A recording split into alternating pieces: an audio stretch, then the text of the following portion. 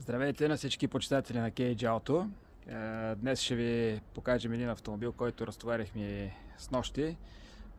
Ще го видим в състоянието, в което го разтоварихме. Много популярен модел Hyundai Santa Fe 2019. Запазен модел, екстериор и интериор, доста в много добро състояние, на малко километри и на конкурентна цена. Нека да го видим подробно вътре. Ето го и автомобила, първо отвън ще го видим съвсем за кратко.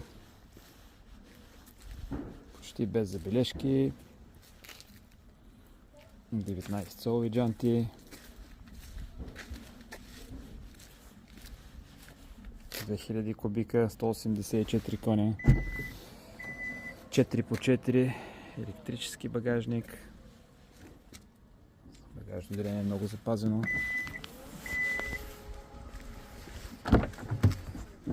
С кафява кожа. Алкантра е тавана. С штори на задните врати. Крайла е системата за озвучаване.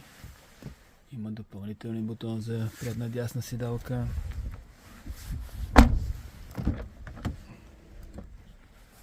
Памет на седалките има. Виждате колко е запазени самите бутони на предна лява седалка.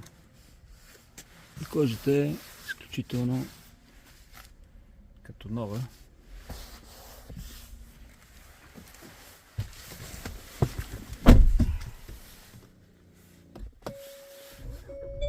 카드를 넣어주세요. 61 000 км. Почти всички екстриеми тук.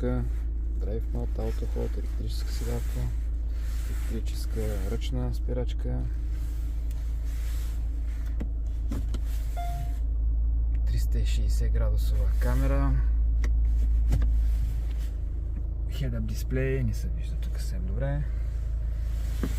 Много други опции тук има. Заключване на предаването. Чудесен автомобил в страхотно състояние. За такива и други подобни, не се колебайте да се свържете с нас.